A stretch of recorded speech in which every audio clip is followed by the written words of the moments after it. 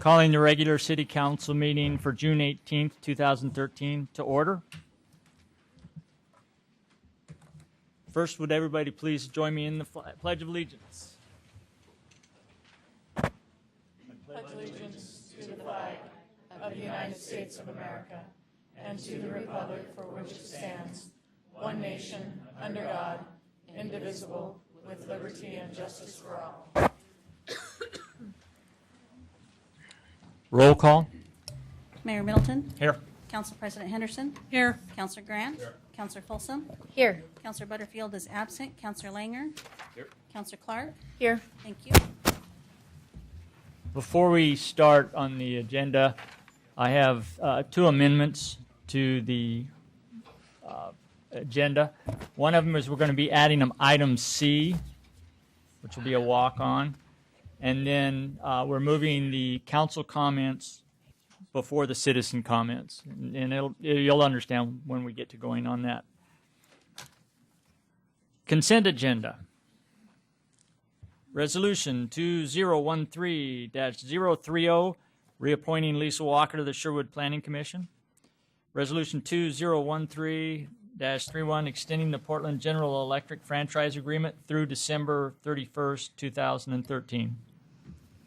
I'll move it. Second. All in favor? Aye. I'm going to be doing a proclamation right now, and this is for proclamation declaring National Parks and Recreation Week, or month. Sorry, it's a month. Whereas parks and recreation programs are an integral part of communities throughout this country, including Sherwood, Oregon, in Washington County, and whereas our parks and recreation are vitally important to establishing and maintaining the quality of life in our communities, ensuring the health of all citizens, and contributing to the economic and environmental well-being, the City of Sherwood recognizes the benefits derived from the parks and recreation resources. Now, therefore, be it resolved by the City of Sherwood that July is recognized as Park and Recreation Month in Sherwood, Oregon. New business. Resolution 2013-032, adopting an evaluation document containing criteria for the review and evaluation of the city manager's job performance. I believe that would go to the city attorney first. No? I'll take that one. Oh, okay. You got the new ones then. So before you is a resolution that the city manager has a evaluation, and it's up to the council to determine the process and the criteria that you want to use for that evaluation. There are criteria in place, but you have a city manager which you have not evaluated before, and there's been some conversations about creating probably more information for his benefit and for your benefit to understand how they're doing in their position. And so what you see before you is a resolution to pass the criteria for the review and evaluation of the city manager's job performance for your consideration. I will mention that there has been some discussion today about potentially including staff in that evaluation process that was not contemplated in what was put together. And so I do have some amended language if you guys are interested in considering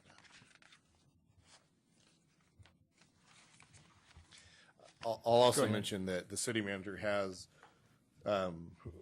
Joe Gall, our current city manager, has looked through all of the documents and actually put some of this together for your consideration to make sure that that this could be done in a well thought out manner.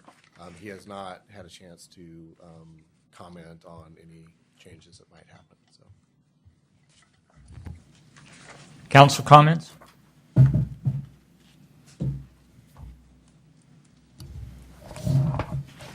Council President Henderson? Well, I was just going to let the council know. Did you see the updated? You haven't seen this, have you? No. Okay. We don't have copies. So just to clarify, what we hadn't done on the previous resolution, which is in your packet, or our packet, is include a avenue by which staff could submit, using the same form that we're considering adopting tonight, submitting it directly to the city attorney's office in an additional bit of information to help us complete our city manager, Joe Gall's review. So what we didn't do was sort of describe how we would include staff. So the amendments to the resolution don't change the content of the form. The same categories are going to be used by staff as well as the council, but we needed to include how they get that information to the city attorney's office. And that's pretty much the summary. Which members of staff would this? The senior management The team. senior management team. So, which is 6 members. The direct reports. Would you list them? I mean, list. Would you list them? Who would be the ones? The titles. Sure. Let's see here. I want to make sure that I go through there. So right now it says senior staff, and Joe's defines senior staff as being his community development director, public works director, police chief, assistant city manager, and community services director. That's currently who his senior management team is, and city recorder. Thank you, Council President. He may change that someday. I know there's been conversations about potentially adding others or not to that, but it would certainly be probably that mix of directors, and then potentially some more in the future if he chose.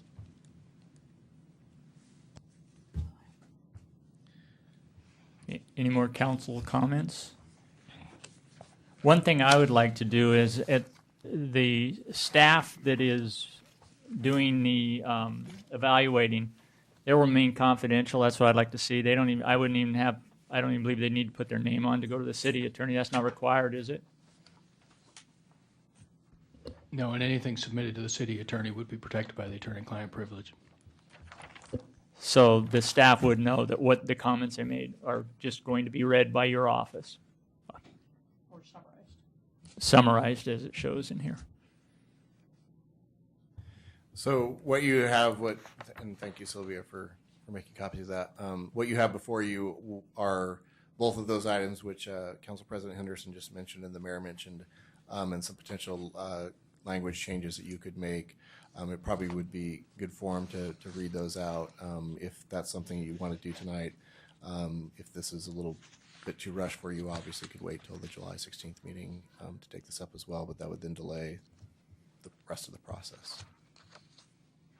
Could we change that just by simple wording tonight or not? You certainly could. You probably would want to amend the resolution that was proposed and probably read out how you plan to amend it, and then vote on an amended resolution if that passed the vote. So the city attorney, what would your wording be on that? I think, frankly, Paul Elsner in our office was working on this earlier today. I believe he provided some language to, was it you, Tom? Or there is some language circulating. He did, and council has that in front of them. Okay, Right now, so. the council president may have that, I'm not sure. We all have it. This one, It's the same. but there was some other. This is all? We don't need to add anything else to it. Yeah, I was just wondering if we needed to add anything to it. So, any more comments on this? I have a question, because originally the resolution is the 2013-032 that was in our council packet that was published. Okay, so the new one is also 032. Shouldn't it be 032 as Yep. amended? It's as amended, Okay, We haven't done that yet. okay, then. if we amend it. Okay, then I'd like to move that we amend Resolution 2013-032 as provided to us today at council. I'll need a second. Oh, I'll second. Do you want We have the amendment read into the record. Yo, you gotta read it? Yeah. Okay. Is that, you want the whole thing read since it's all in blue? It's basically the whole document. Okay. As the resolution 2013-032 as amended, a resolution adopting protocol and an evaluation document containing criteria for the review and evaluation of the city manager's job performance and describing process for obtaining staff assessment of manager's performance. Whereas the Sherwood City Council wishes to adopt a set of criteria to assist it and the city manager in evaluating the city manager's job performance. Whereas Exhibit A attached to this resolution is a document which contains the criteria the council wishes to use in performing its evaluation. And whereas council believes it necessary and appropriate for review and evaluation of the city manager to obtain input from the senior staff concerning their perceptions of the city manager's performance. Now, therefore, based on the foregoing, the city of Sherwood hereby resolves as follows. Section 1. Exhibit A is hereby established as the city's evaluative device for assessing the city manager's job performance.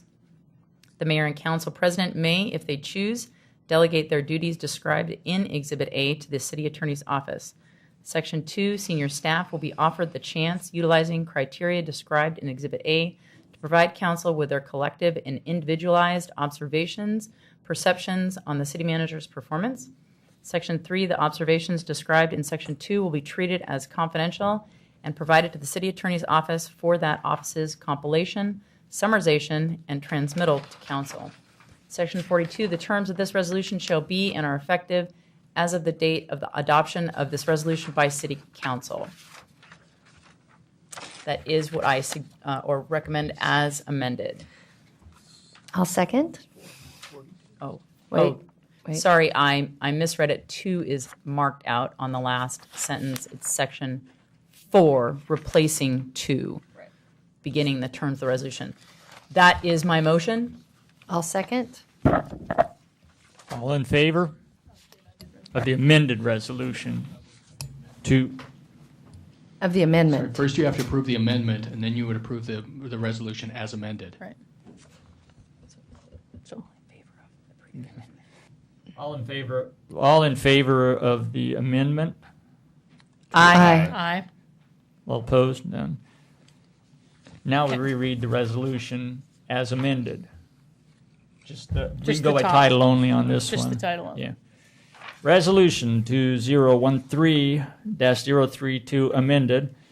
A resolution adopting protocol and evaluation document containing the criteria for the review and evaluation of the city manager's job performance and describing the process for obtaining staff assessment of manager's performance. Second. All in favor? Aye. Opposed? Not on the resolution.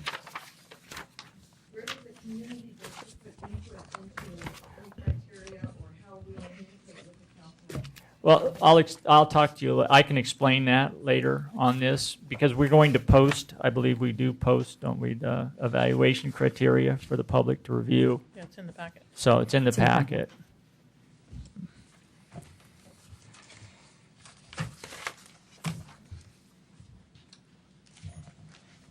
Resolution 2013-33, authorizing the city manager to execute a construction contract for the 2013 city paving projects. Is that city engineer, please? Thank you, Mr. Mayor, members of the council.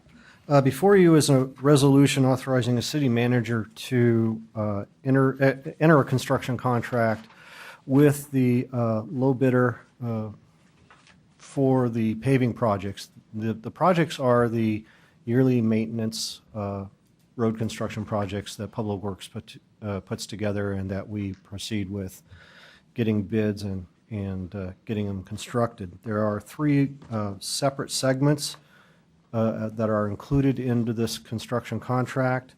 Southwest 12th Street from Highway 99 to Sherwood Boulevard. Southwest Murdoch Road between Southwest Upper Roy to Sunset Drive. And Southwest Wild Rose Place, basically the whole road from 12th and Sherwood Road down through the cul-de-sac. The bids on this project, I submitted to you as a separate item. We basically had this information as of Thursday of last week when we did the bid opening, so it wasn't included as part of the project or part of the council packet initially, and we gave it to you, I believe, early yesterday. We had 4 bidders, with the apparent low bid coming in at $434, $622.50 from Kodiak Pacific. You can see there what our estimated cost of the project was going to be and the range of bids that are associated with that. The resolution itself basically talks about how we're going to issue this as a not to exceed amount. We are actually going to issue the contract under the bid amount with a contingency amount of 10%, which is our standard. So the valuation is going to be much less than what's shown in the resolution, but the resolution does cover the construction costs and design costs complete. So we're good with that. One point of order, though, for this is that in the financing of this thing, it comes out of the street maintenance fund. We had a little problem with transferring of funds. We got part of it transferred, and the other part of it, actually for the construction cost, is going to have to be dealt with in a budget amendment. If you need more information on that, Julie can give you the specifics. So this afternoon, Mr. Sheldon discovered that the contract services portion of our pavement management projects for next year was inadvertently left out of an expenditure line item when we adopted the budget. So the funds are still sitting in our fund balance. So I'll be bringing forward a supplemental budget on July 16th to appropriate those funds. Okay. Any comments on that? Any council comments? So a portion of the $554,000 is in a fund that needs to be transferred in July. We had a total of about $700,000 in pavement projects, slurry seal for infrastructure projects, and part of it was included because it was in personal services, but about $540,000 was not. So that's what I'll be bringing forward for contract services, because it's also for slurry seals and that sorts of things. It's not just for this project. Okay.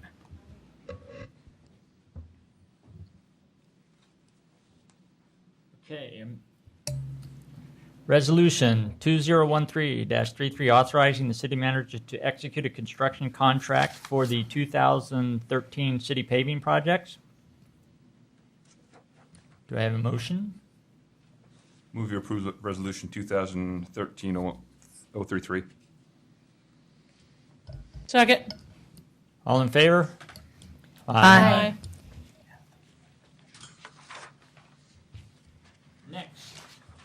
Next, we are going to come to Resolution 2013-034. A resolution creating a special committee to advise the City Council on possible referral to voters of ordinances establishing new business regulations. Do I need to read this whole one? There's a staff report. Oh, the staff report on it. Right. Also, I believe you had something prior to the staff report on conflict of interest? No? That's Is now an opportune time? Yes. Yes. So let me give the staff report, then I'll discuss the conflict of interest issue. As you know, last week, well, over the last couple of weeks, the council has heard substantial public testimony about a number of ordinance ideas that the city may want to pursue in response to Walmart coming. One of the ideas that was then brought up by the council, that was suggested, was that the council create an advisory committee to identify those, to basically to go ahead and identify where the ordinances need to be drafted, go ahead and draft the ordinances and then bring them back to the council as recommendations. So this would be recommendations for legislation to the city council in the same way that the Planning Commission or the Parks Commission periodically recommends legislation to the city council. You can adopt, the notion is that those ideas that the council felt you wanted to refer to the people would then be referred to the ballot in November. So what this resolution does is sets up an advisory committee, specifies the number of members, including how you identify and select those members, that the special committee would be an official public body governed by the public meetings laws. Frankly, that would be the case anyway, but we put it in the ordinance just to make it clear. And that they have to finish their work and bring back recommendations, make a written and verbal report to the city council prior to the first meeting in August because of the election timeframes. If you want to get any of these ordinances on the ballot, you're going to have to approve those and refer them to the ballot in August so that they can be submitted to the county elections officials by the first week, like the first week in September 5th. So it's quick. It would be a very quick committee. They could, the city would staff the committee and provide staff resources to the committee, but they would then come back with recommended ordinances that the council then could act on or not act on and refer them to the ballot as is your wish. On the conflict of interest issue, I've heard this from a number of different people, so I went ahead and looked this up. And these ordinances, the notion is that they would apply. The notion is that these are big box regulation ordinances, but that's not anywhere specified. And this advisory committee may come back with ordinances affecting the hours of operation for all retail operations in the city of Sherwood, or maybe just those larger than 100,000 square feet. We don't know. Hours of operation, overnight parking, employment regulations, employee regulations. I've heard that, Councilor Langer, because he sold the property at Walmart, has a conflict of interest. But the fact is the regulations would apply to all similarly situated businesses within the city of Sherwood.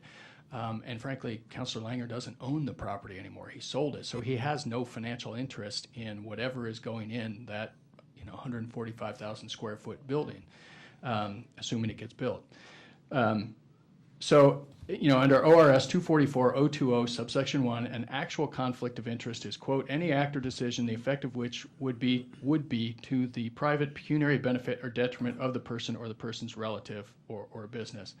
A potential conflict of interest very similar with one significant change. It's, quote, any action or decision the effect of which could be to the private pecuniary benefit or detriment of the person or person's family, end quote.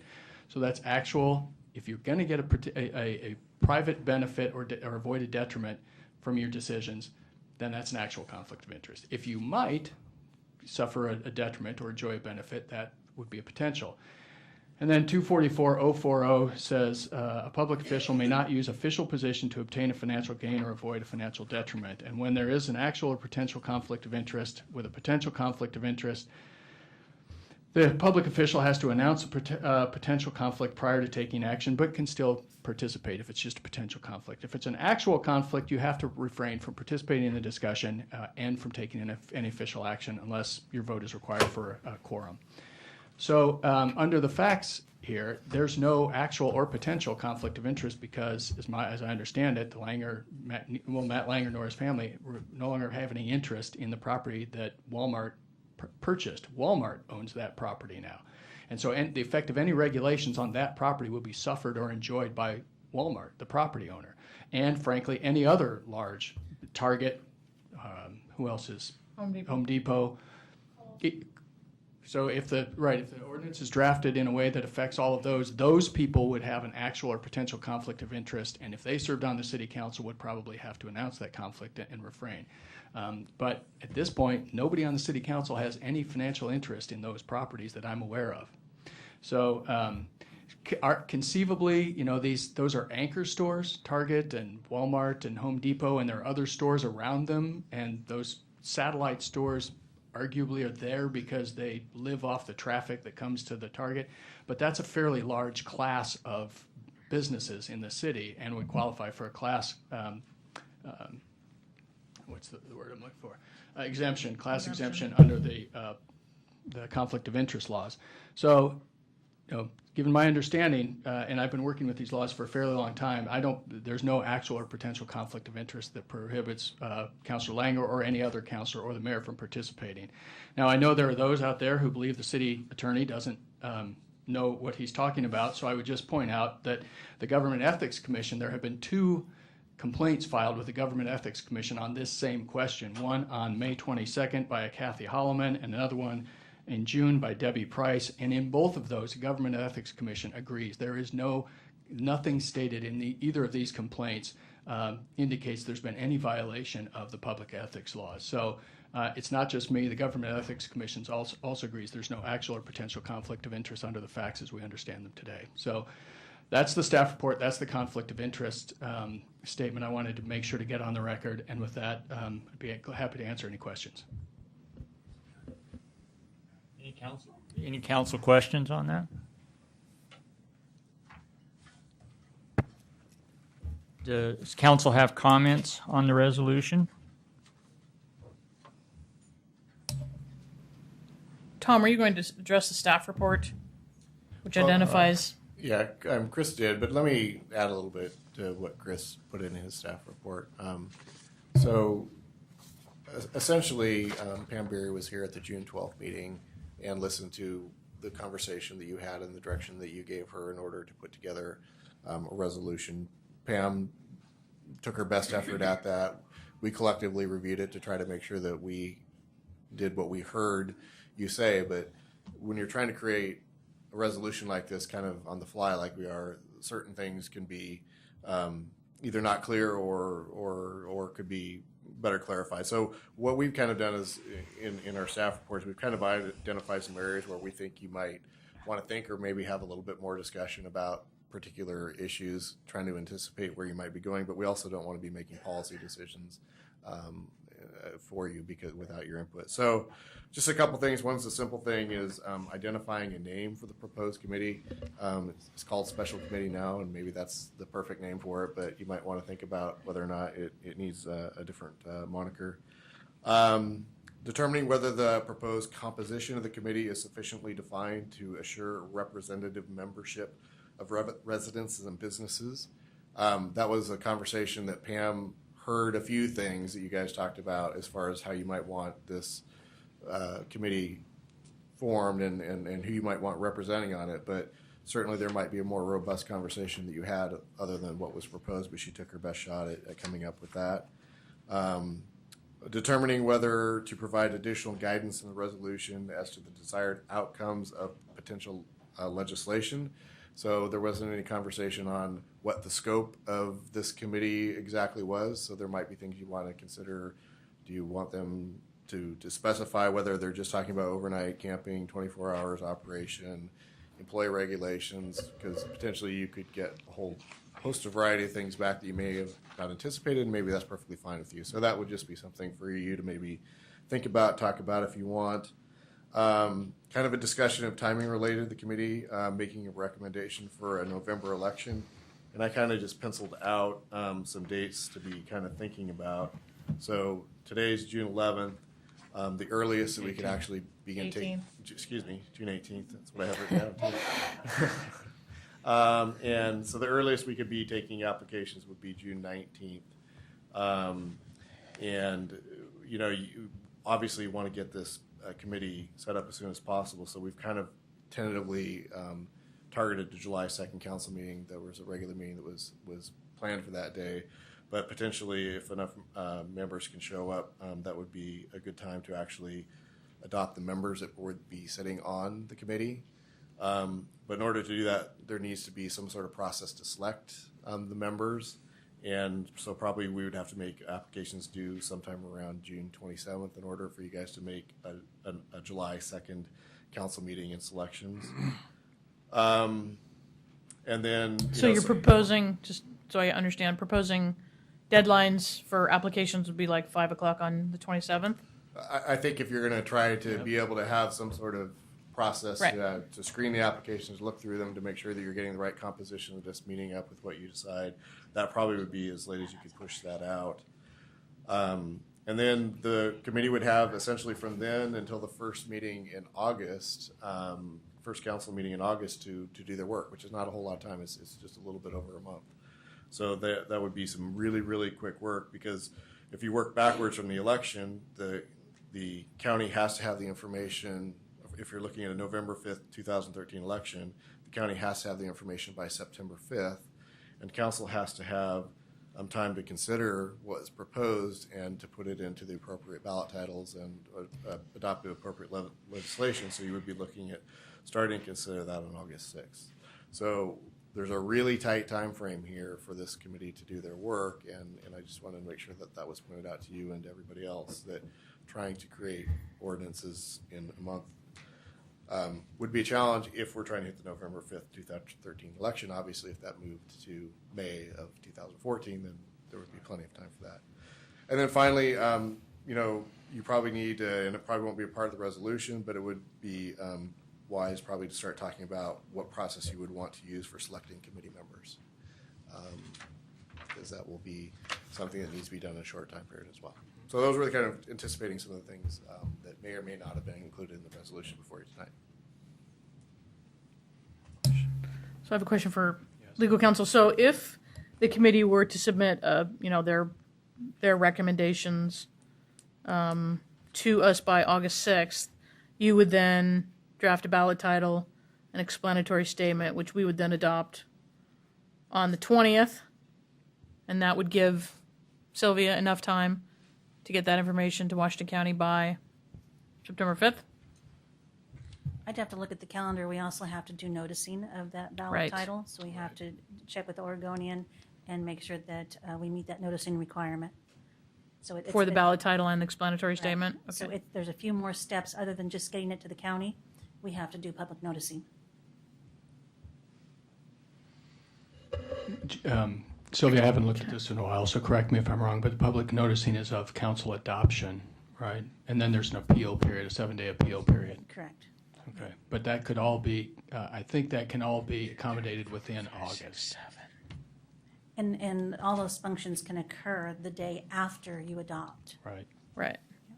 So when you adopt, if you adopt on, what was it, August? August 20th. Notice goes out on the 21st, there's a 7-day appeal period. If somebody doesn't like the ballot title, for example. Okay, thank you. Council comments?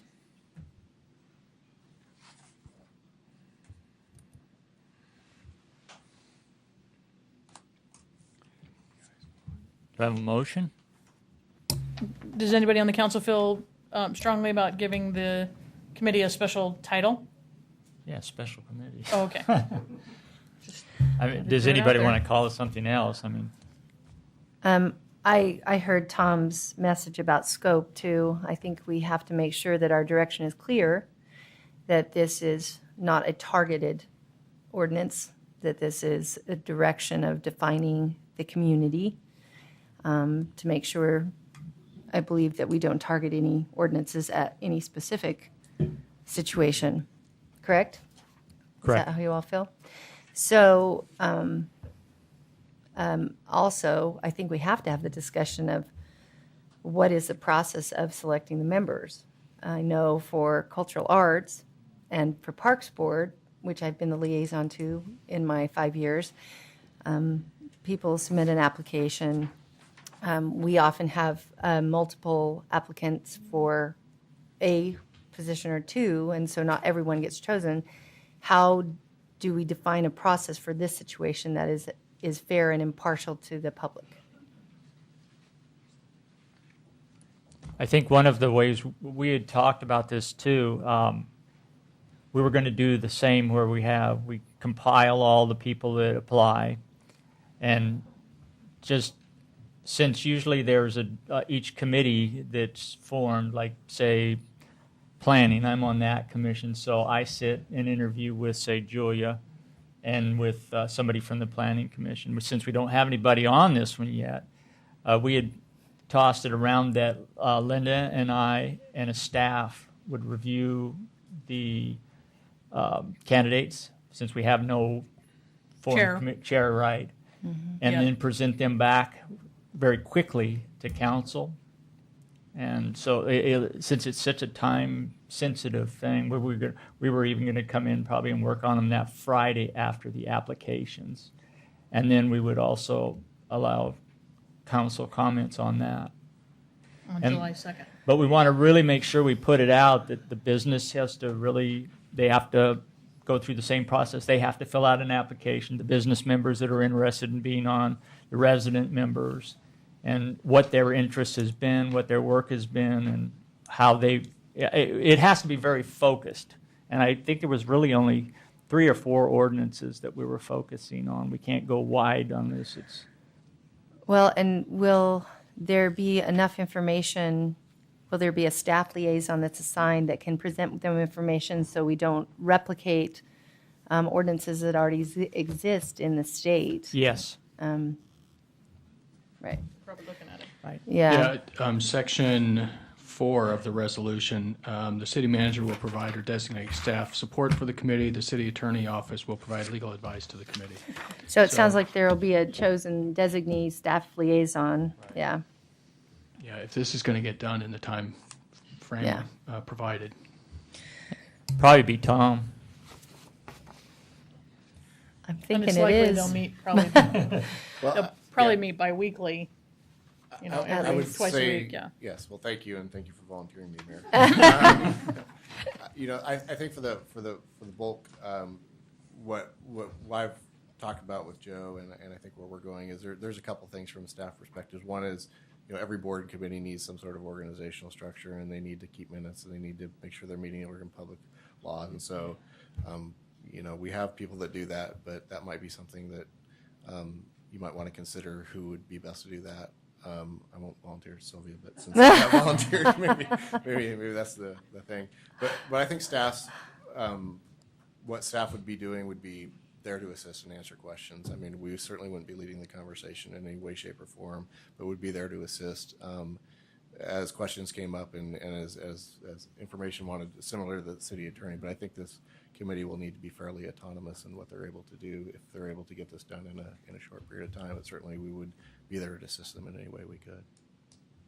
And if there's certain groups that are kind of a group, I'd rather see them apply, send one person forward from their group so we don't have all from one group, so it's fairly represented.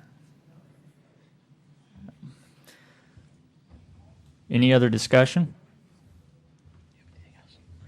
So can we just clarify the application process will be just like all of the other boards and commissions, correct?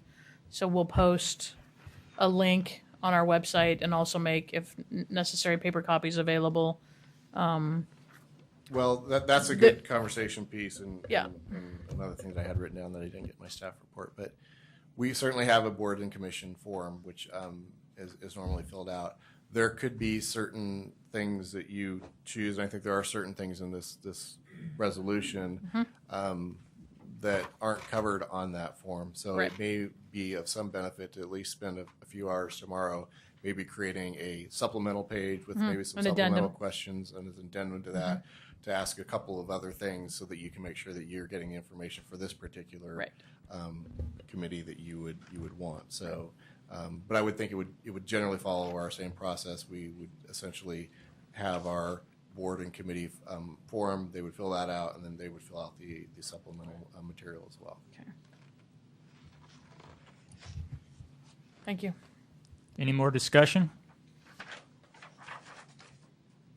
Do I have a motion? I'll move we adopt Resolution 2013-034, resolution creating a special committee to advise the city council on possible referral to voters of ordinances establishing new business regulations. All in favor? Oh, Oh, sorry, I need a second. Yeah. Second. All in favor? Aye. Aye. Opposed? We are now moving on to council announcements. Start at that end. Do you have anything? Thank you. Councilman Anger? Yeah, I wanted to talk a little bit on something that was brought to the attention of council a few weeks ago. We got a lot of letters from citizens on concerns about maintenance issues at the YMCA. And so in the former leadership, I'd requested to see the contract because we have this relationship with the YMCA that's a very unique relationship to the city of Sherwood that was started in 1996. It was a great idea the city of Sherwood. 96. 1996, right? That's what I said. 1996. Oh, sorry, 96. Sorry, I meant 96. You're not that old. That the city of Sherwood built this beautiful recreational facility and then contracted with the YMCA to run the facility. It was a wonderful idea that was way outside of the box that hadn't been done before, and so we have a contract with that that I hadn't seen and I wanted to see because I wanted to know kind of what are the parameters, because it's been a long time. It's sort of time to dust this off and take a look and see what we've got. And so the contract was provided to everyone on council. And so I took a look at it, and lots of things have happened since 1996. We had a lot of really wonderful economic years, and then since then we've had some rough economic years. So I really wanted to see, since we've had some maintenance issues, and they have a proposal right now to work on a lot of those issues, what are we financially looking at here? That was really always my question, is what are we financially looking at, and what do the citizens of Sherwood want for our recreational facilities? Can we define that? So I took a look at the contracts, and I think that all of council has had, I hope, had an opportunity to look at this. And in the beginning of the contract, it outlines, and this is a public document. Anyone can take a look at this that wants to. Under Section 3 is financial. It goes through a lot of the financial obligations of the YMCA to the city, and then the city's response to that. And so under Section 3, I don't know if you guys have a copy of it in front of you. Okay, well, under Section 3, E, it talks about operator, which would be the YMCA, shall provide city with quarterly financial reports covering the facility operations and attendance. And so I wanted to see what were those financial reports, and then there were other stipulations before that said a certain amount should go to the Columbia Willamette Valley, and a certain amount, if there are operating expenses that are exceeded, then 20% should come to the city. And so I wanted to know, have we received those financial reports since 1996? The quarterly reports as per the contract? I don't. I would have to go check. I do not believe that we have. I know we got the most recently quarterly report. I know that the YMCA feels to some extent they have, because they've always had city representation on their board, and they've given the information out to the board. But have they transmitted it directly to the city? I don't believe that we have a record of those particular documents.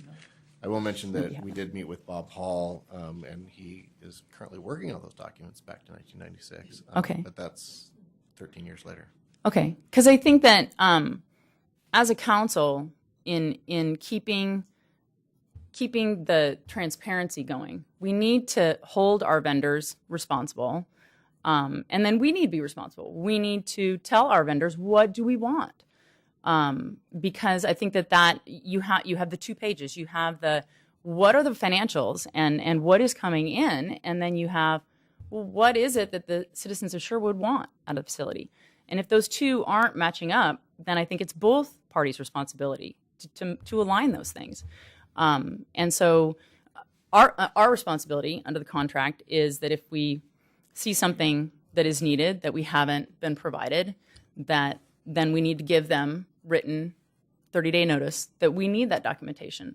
And I think that since we haven't received it in a formal manner, as is outlined by the contract, that needs to happen. And so that's what I'd like to direct staff, if council is okay with that, to send them under the terms of the contract, the 30-day notice for those quarterly reports, so that those can be audited and looked at, and we can see what's the financial status. Councilor, I'm joining the YMCA board on Thursday night, and I'll discuss that at that time. Although, as you know, I've looked into this, and I believe that the way that term has been executed was by delivering the financials to the council liaison, and we've, as a city, have accepted that up to this point. And I think that it would only require us to ask them to transmit it in a different way, or to a different person, and I don't believe that we're going to have any resistance to that. But I don't think they're in violation. They've transmitted it to the city council liaison. That's why we have a liaison. And I think we're all happy to see it in like on a PowerPoint or whatever. But the information's there and it has been given to us. I just don't think we've ever asked for it to go any further than the liaison. That's how. Well, it but seems that's like not a what the 30-day notice contract seems a says. little harsh.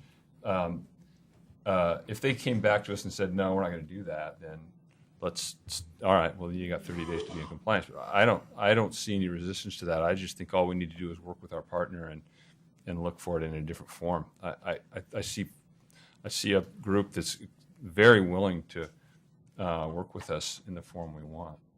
I think a 30-day notice just seems a little bit, I guess, just a little harsh, at least provocative, if you will. Tom, didn't you just say that they already agreed to provide this? Well, they indicated they would. I think what Councilor Clark is asking is to go and take a look at the actual provisions of the contract, and not this section, but the section that talks about remedying contractual issues and making a formal request under that section, which is different than them just voluntarily providing for us or volunteering asking for us. And I think that's what her request to you guys is: do we want to actually go to that level, or would it be better, I think, as Councilor Grant is suggesting, just asking for that and see what their response is? According to the contract, who's supposed to administer it? Is that a city staff function, or is it city council? Are we supposed to be monitoring that and administering? You know, it's funny, I asked Joe that question yesterday, and it's not clear in the contract at all who's responsible for actually administering the contract, but that's definitely something that we need to figure out and put a responsibility on to avoid these things in the future. Yeah, I agree. I think we just need to take some time and make sure we follow up. That's something that tends to get lost when new administrations come or new councils, and we just need to put a process in place. And this was a very unique arrangement and a vibrant and exciting one for our community. So it's a good time to say, wow, we could maybe do a little bit better here. But yeah, the Y has been a tremendous asset for all those years, and I appreciate the board that serves as volunteers. I know Councilor Clark has sat on the board, actually served on the board for many years. And I have great respect for the many friends of mine that have sat on the board and currently sit on the board. So thank you for your work, and we're going to make this partnership better and stronger just by continuing to look through the contract and see how we can do a little bit better. May I? Go ahead. So I guess I have a two-tier question. So we have a contract with the Y that's been in effect since 1996, right? And we've amended that a couple of times, correct? Correct. So, yes. And I think Chris is a little on the spot because I don't think he knew this was coming. Have we ever, in any of the amendments, amended the financial arrangement? I'm not aware of any. I think I've read the most recent iteration of the contract some weeks ago. I agree with the assistant city manager. Like most contracts, there is a cure provision in it. So where one party notices the other party's in default of something, you give them notice and they have an opportunity to cure. Right. The question here is whether they're even frankly in default, because the contract doesn't specify any manner for providing the information. It just says that Y shall provide, and what I'm hearing is their position is, we did provide it to you. We handed it to the council liaison at every board meeting.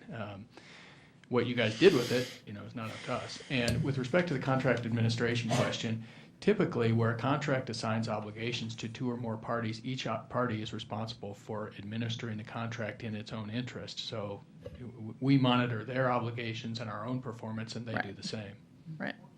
And then maybe for Julie, we receive a payment from the Y, correct? Yes. Every year, annually? Yes, it's their portion of the debt service. Okay. And has that payment ever been in default? No. Okay. So could we direct staff to determine whether or not, if we, as legal counsel has just reminded us, we had an obligation on our end, which may or may not have been followed through with. I don't know who's the council liaison to the Y. Councilor Grant. Is it Councilor Reinger? It is. Okay. And have you been since your term began? Yeah. Because I think when I started, the council liaison was the seat I took which was Counselor Counselor Lumens. Lumens, yeah. And I know when I talked that I think he hadn't been there for quite some time. I think that there's a gap. Yeah. That, maybe, I know he was under a lot of time pressure when he finished serving his term. So we probably there's those gaps over time. And it is difficult, just as any liaison, that we don't always know what you all want us to share with you. But I think we can consciously say, we'd like to see those, see how y'all are doing. So Yeah, we get them every month. Okay. And then the other question I have, maybe for Councilor Langer, is the YMCA board meetings are not open to the public, correct? Correct. And why is that? Not sure. We haven't ever sat down and talked about that one, Linda. And then when they're giving you that financial data, are you asked to keep that data confidential? Well, we don't really discuss that either. Okay. No. I mean, those are I'm just sort of thinking out loud that. Yeah, I don't think there's anything top secret there. Right. That's at times the board's been enormous. We've had Right. over 20 members. 20 members, right. And everybody gets a copy of it, so it's kind of community wide at that point. So it'd be pretty tough, and they don't collect them back like we collect confidential documents here. So, And the report that you get is sort of a snapshot of the Wise financial status. Yeah, Yeah. it shows cash flow to date, expenditures, and revenues, Okay. and shows And then the like current month. maintenance and capital and. Yeah, all Okay. that's spelled out. Yeah, and then we'll discuss every month as there's maintenance and capital expenditure projects coming up. We'll discuss all that. I think a couple meetings ago, we happened to have come to the list where we had a long list of capital and maintenance projects that were going on this summer, and we had some shutdowns. And so I read that in my council announcements. Right. That sort of Right. thing is Okay. content in those meetings frequently. Okay. That was a little bigger than normal. All right. Thank you. I guess I feel a little differently on this. This is a huge chunk of the city, and I want to know where the money is and where it comes from. And I don't care who's in charge of this operating agreement. I think I would put it on the back of the city manager, not the current one, but however it's gone this long. I don't think we can just say, yeah, everything's going, money's going here, money's going there. And I cannot understand one bit why your meetings are closed. There is no reason to have a closed meeting on anything in this city. Well, they're not closed. I stand corrected. Well, we just had our liaison say that. That's why I said that. Well, I've never. You're not talking now. Please sit down. As soon as we get to city council comments or your comments, we'll go to there. We've never had any public interest in showing up, Mr. Mayor. So Oh, I understand that, but I mean, I guess I assumed. yeah, that's fine. Yeah, I had heard that from other people, and that's just not acceptable. But if it's not, that's fine. And isn't there something in here on the makeup of the Board members. board members? There is something in there. What does it say? I think it says 8 members or 9 members. I saw that somewhere in here. I think it's 4 members were appointed by the Columbia Willamette, and 4 members would be residents of Sherwood. And that's the way it should be, and that's what we'll do. So the board's going to have to readjust and get an organization with what it is. There'll be 4 from us and 4 from the I'll try to find that. Willamette board. We're not going to have unlimited memberships, and so we will be presenting our 4 recommendations in a future meeting, and then you can recommend your 4. I believe it has to be mutually acceptable. I'm looking. Yeah, it's in I know I've there. read it. I read it too. And also, we have to look in the long term of what's best for the city of Sherwood, and I'm not so sure that we couldn't run that organization ourselves and take the money and keep it in Sherwood. So that's just my feelings, and I don't think at the time it was great, and it's worked great for a long period of time. I do not agree with not letting us know what's financially going on. We did not get any reports from the council till about 4 months ago, the monthly report. We're starting to get those now, and I think our liaison, and it's not the liaison's fault, but we need to have an update, and I think we're going to do that on all committees. We're going to have a monthly update. If you go to a meeting, kind of say what went on there, so we all are kept appraised of it. It just seems to me that this is such a huge part of Sherwood that we don't even know what's really going on there, and that kind of bothers me a little bit. So that's my ideas here. And I'd like to look later on, and not in the too distant future, if it's financially feasible, maybe we just take it over ourselves. We'll have to get with council. I'm not making any direction to council or anything like that. It's just something to think on, that maybe the money that we send to the Y could be utilized in the city in the cultural arts and things like that. And that's just, we're dealing with such a small pot of money. And I know the Y is trimmed down. They've closed quite a few of their buildings. And so I don't know if it's to this point, and it wouldn't have to be a major change of leadership down there or anything of that nature. It would just be run by the city, and we'd get reports by the city, which to me sometimes, especially with our finance, have been, she does a well-organized report. We'd know every month where the money's going, and that's the way I want this to be on the Y too, not just other organizations, but I think it may be time we relook at the organization of the YMCA. That's just me. And just following up on that with regard to the liaison role stuff, I think the way I look at it is, if there's a big issue, topic, or a big happening coming on, I look at that as it's important to update you. But with regard to the financials, there's no smoking gun there. There hasn't been any big problems, so that's why it hasn't been a big part and issue of the updates. The other happenings and whatnot that were updated, like the capital improvement projects, those are pretty significant shutdowns and whatnot. Yeah, I agree with that. But I think that times have changed. Money's important, and we really, we have to have a monthly, how much went to us, how much went to the Y, how much went to pay off debt, just so we know we're fully involved in this, and that the money's there. And maybe we could utilize it more in-house than sending it to a second party. That just, to me, that just is the way I'm looking at it. And it may provide us with a big chunk of money we can use right here for our rec programs. And we talked about more parks, more turfs, more things like that. So it could be all a big organization of our park system. So. Yeah, I think when it comes down to the financials, if the city was to run it and we were paying PERS and all the public wages, I think all the what you're assuming might be extra fluff would get consumed by public employee wage stuff, and so I don't think there's a bunch of extra money there that's available to come back in the city, just from my observations of the financials. Well, I think this is a discussion for another time. I think that the only thing that I wanted to talk about was that we've seen the contract now with our vendor.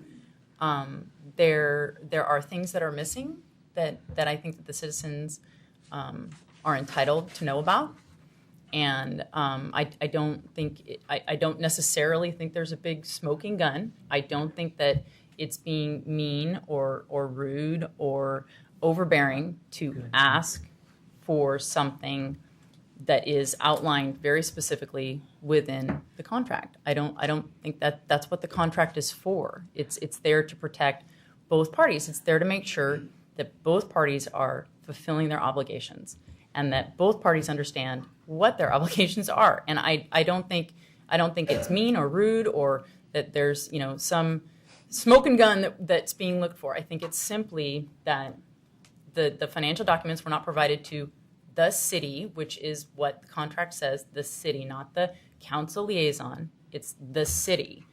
And so that's what I'd like to see. I don't think that it's asking too much to give them the 30-day notice, because that's what the contract tells us is our obligation. That's under our section, that if we want something, that we ask for the 30-day notice. If they can't provide it in 30 days, then they can counter that and say, you know what, that's kind of a big onus. We're going to need a little extra time, and we can follow the contract. I don't see this as mean or rude. It is simply being transparent to the public about finances and fair to all parties.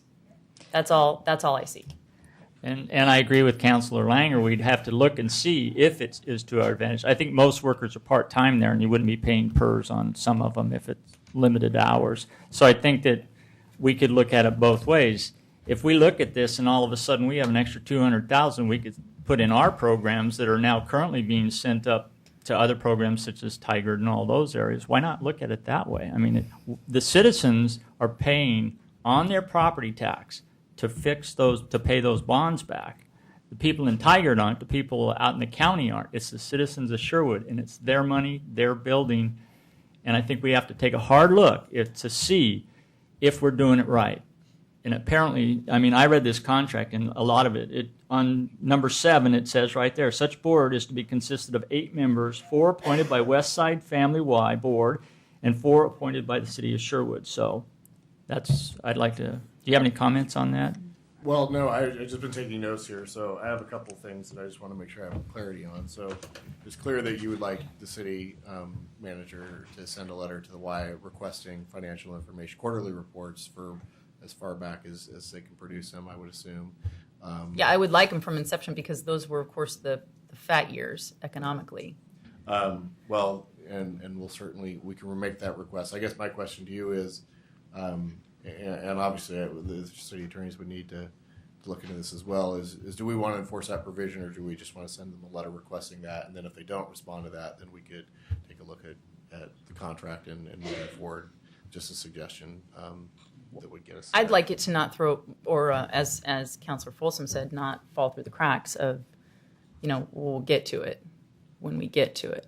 Right. Well, we'll certainly send the letter out tomorrow and put the 30-day notice, or put a request for 30 days. But I guess my question is to you: should we really be saying that we believe that you haven't met this condition and so on and so forth? So I don't have the contract in front of me. I'm not sure what constitutes a default and those kind of things. So I'm just trying to get some guidance from you on how we want to, if we want to make that letter voluntary for now, and then if they don't provide the Well, documentation. I mean, you can put a date in it, say, please provide those reports to us Yeah. by a date certain, and if they don't comply, then you follow up with a letter saying, Right. alleging that they're now in breach. Right. Yeah. That's what I was saying. I think what I Thank you, heard Chris. Councilor Grant saying is we don't want to accuse somebody of being in breach at this point. Let's Right. ask them for the information. If Yeah. they don't provide it, then we could take the next. Well, it sounds like from Counselor Grant and Counselor Langer that they should, it's a no-brainer. They have them, Right. right? They've been providing them, so it should be a no-brainer to get them.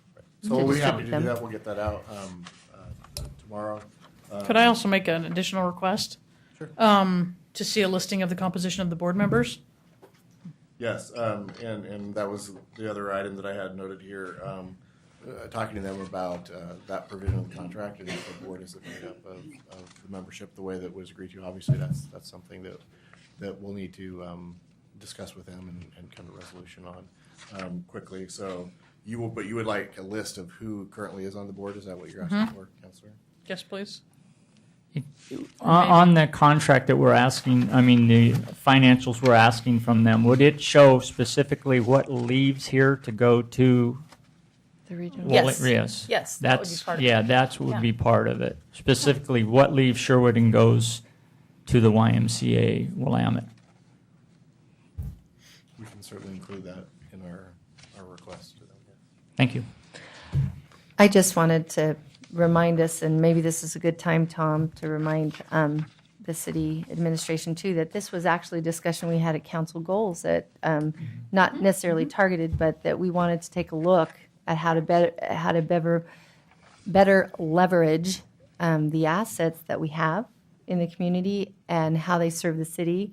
And one of the things that I had opportunity, just because of the way my children participated in sports, was to see other parks and rec districts and how they worked. And when I happened to talk to Joe about that, because we have just amazing community volunteers that have done these incredible things with lacrosse and football, and well, the state championships are baseball and everything else. They are the fruit of all of that.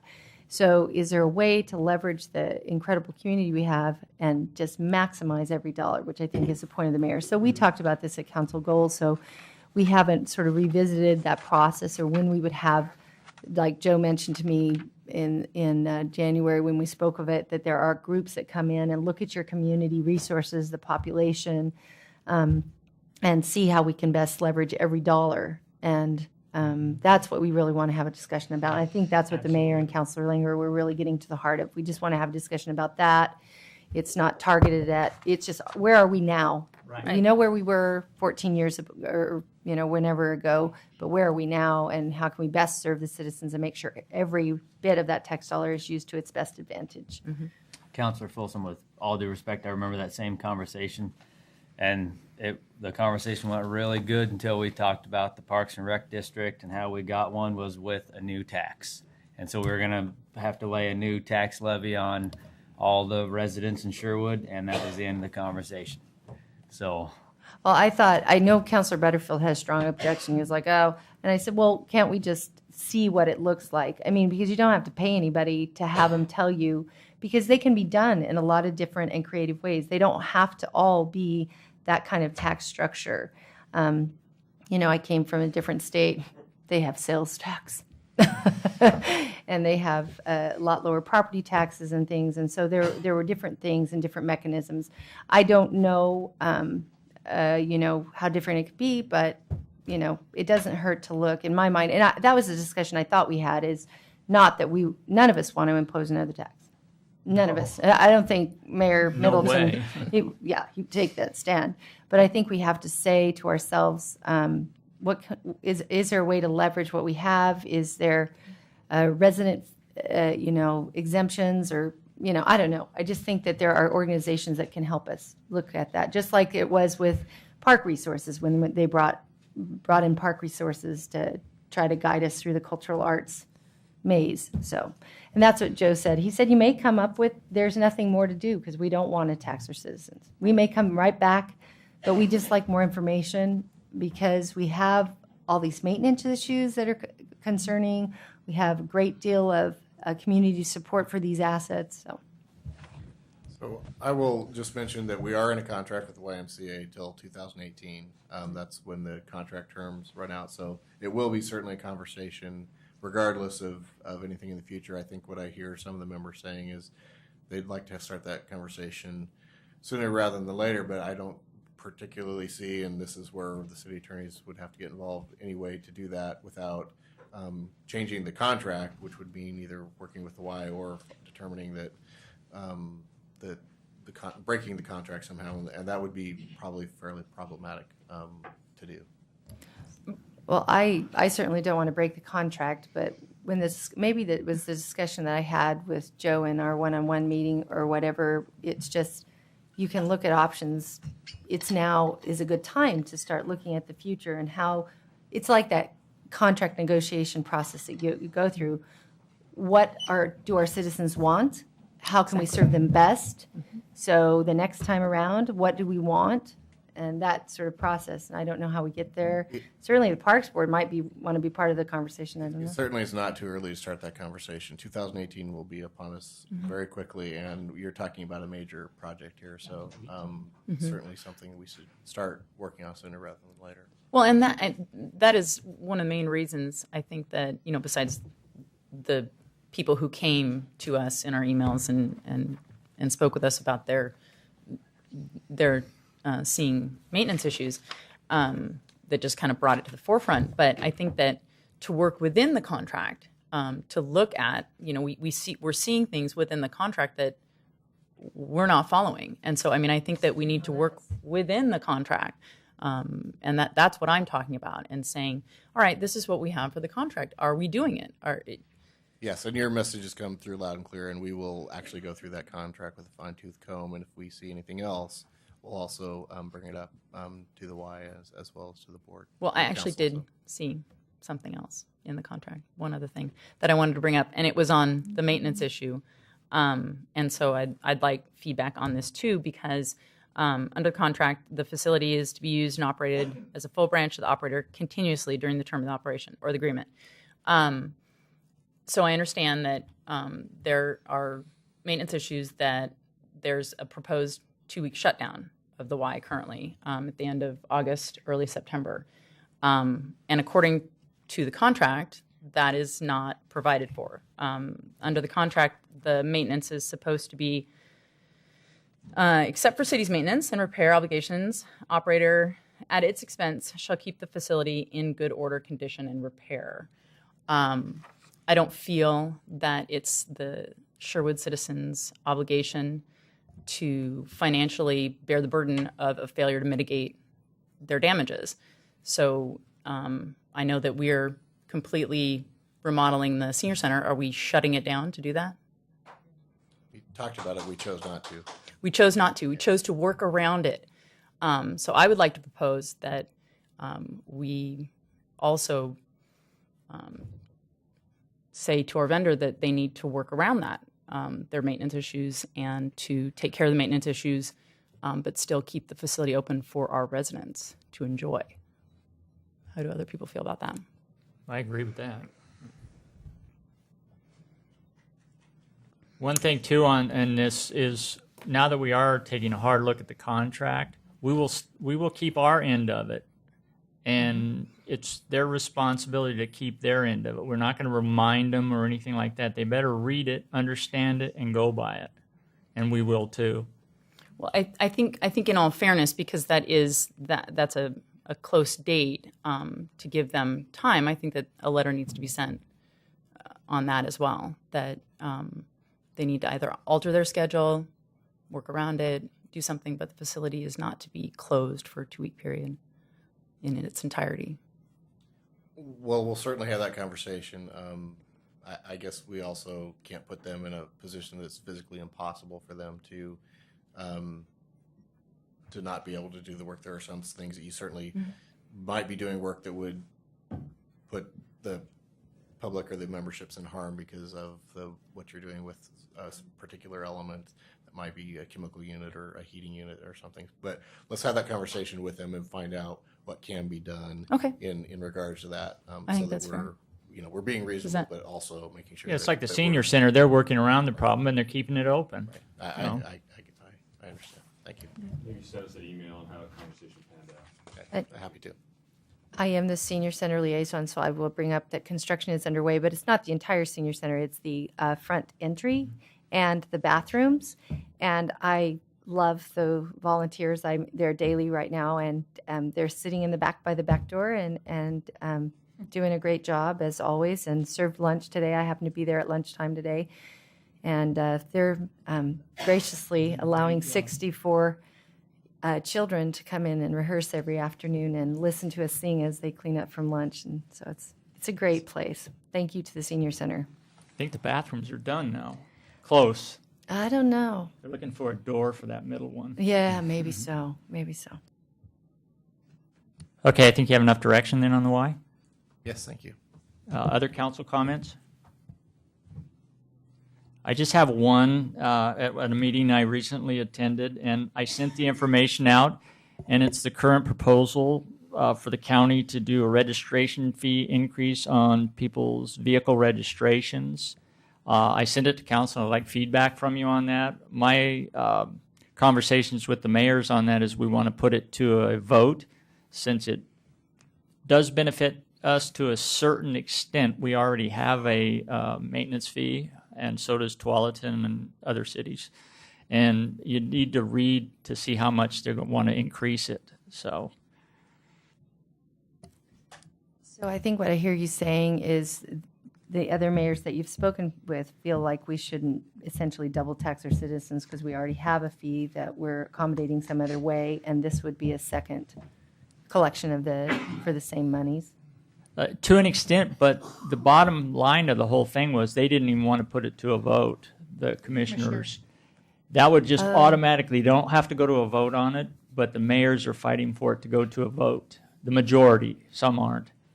But So it's the going to be Washington such a County- large increase on everybody's vehicle registration every year. So I think it needs to really go to the voters. It's not a biannual increase? Oh, no, Or it's an annual increase, which would add up to about $43 a year on everybody's vehicle registration per vehicle. So, yeah. So that was just something I wanted to bring up to council, make sure if they have any feedback to send it back to me, and I kind of want to let the public know what the county's looking at, so. Where do they find out information on that? Oh, yeah. I just. You sent us the Sent- link, but where can the citizens look Well, at that? can we put that up? And Julius kind of knows as much and probably more than I do on it. It's just we were hit with it this week that it went public. The Washington County Coordinating Committee meeting got a PowerPoint presentation from the county, and we can certainly put that up on the website and make that available to the public, as well as links to the county website with that information. So we can certainly do that. And Mayor, if I may add, there was an email that the council received today about 6:30 this evening with an amendment to that presentation. When I left the council work session to go into my office to get something, Okay. I noticed the email from Andrew at the county that presentation from the WCCC has been amended. So this evening or tomorrow morning, I'll send you that amended presentation. I didn't look at it. I don't know the extent of it, but it has been amended. And I did look at it, and I'll make sure that the public has this too. Basically, the feedback they'd gotten from ODOT was originally that they were proposing to increase it slowly over a 10-year period, and the feedback they got from ODOT was that's really not feasible, or the DMV, I'm sorry.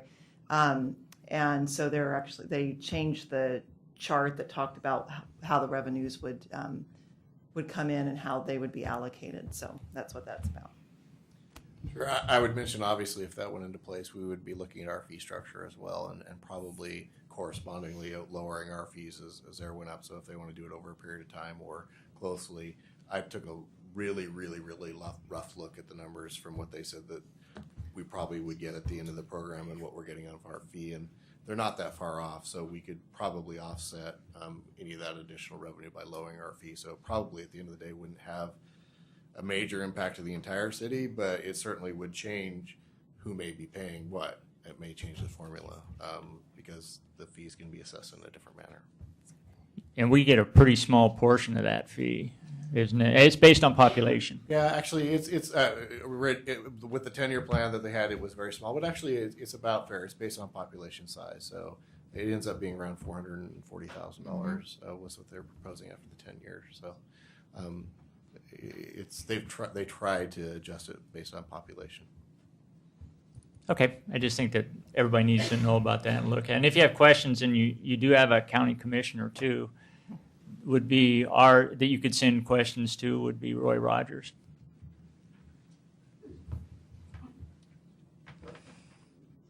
Any more council comments? Okay, now we're going to go on to public comments. The first person that gets to come up to talk is Jeanette Hatcher.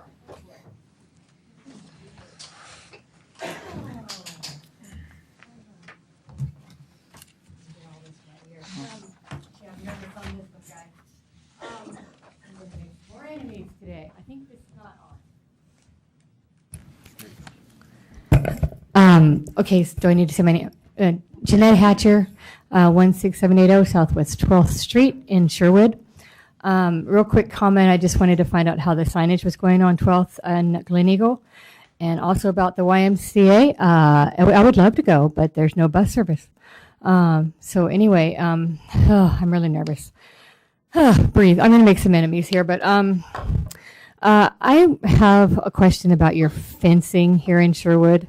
I had a neighbor dog come after me a few weeks ago, and Officer Drummond came and cited them, and they did admit it.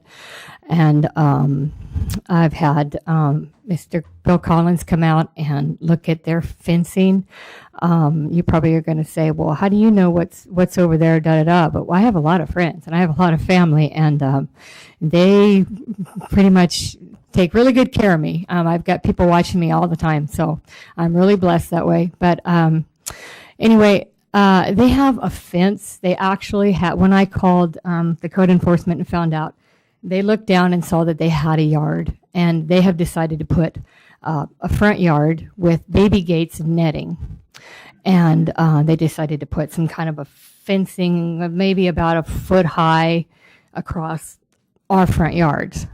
You know, so, okay, so, of course, they're really mad at me when Officer Drummond came, and they, I closed my door. I'm not going to stand for any verbal abuse from anybody, nor will I from their landlord. Nobody. I'm not going to have it. So anyway, I got this, the information about the fencing, and I was like, I can't believe it. So if they go pay their fine, nothing is solved with this fencing issue. It's just, okay, so the dog will get out again and, and come after me again. And, so what can I do for my safety? I'm out and about all the time, I don't think you want blind lady with a gun. I don't think that's probably the best solution here. But, it's like, what am I going to do? I'm not a huge dog lover. I've got some family that has dogs, and some of them are okay, but, I don't want to get bit, so, but, anyway, so that's one thing. And then here I am back with the accessibility issue again. I know that this town is going to grow. I don't want it to, because I like it small, and I really like it here. I really, really like it here, but here I am again. I went out my door at Sherwood Boulevard. I'm a real explorer. I've traveled the United States by myself, and I just get out and go. It's like, well, you got to learn it somehow. Try not to make too many turns. You're going to get lost. But I've had some people rescue me. I had somebody yesterday rescue me. He says, "I've seen you around town." I said, "Well, yeah, sure you have."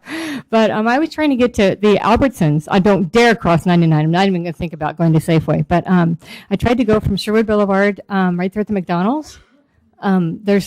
There's only like 3 crossings. So I got across one and I went, oh, there's no light. I can't cross over here. So I had to go back around and around. And then I ended up on Langer. And then I walked down the sidewalk and went, oh, great. The sidewalk ends. There's just, oh, great. There's grass. So here I am in the road. This isn't good either. So here I back up again and I go back around, go back down around where Dollar Tree is. And then I ended up going across the crosswalk, which nobody, of course, is going to stop for me. Like nobody stops for me at Sherwood Boulevard and 12th. And I have my cane and I'm just waving my cane and people are just zoom, zoom, zoom, zoom, zoom, zoom, zoom. I would love a sting there, and I'd like to not be the target, but I'd like to be the decoy, and I'd like to just stand there, and I'd like to get some tickets going out here to these people. We could build a brand new whatever we want out here in this town. Please stop for people. Uh-oh, I'm done, I guess. I think that I appreciate your comments, and I think there's some staff here that would probably be willing to get back with you to discuss those certain issues, and I believe it would be... Give me my phone number. Who do I give it to? We certainly will. I'd like to know more about the fencing issue, and particularly which property that is. We also certainly have heard her on the 12th in Glen Eagle. The city engineers made a recommendation to the city manager, and he's still considering exactly which actions of the recommendations they may take. So we're definitely moving that forward and hope to have a decision soon. You guys have been so good to me. Thank you so much.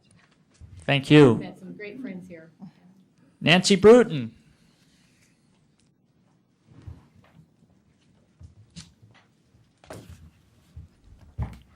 Nancy Bruton, 22566 Southwest Washington Street, number 101.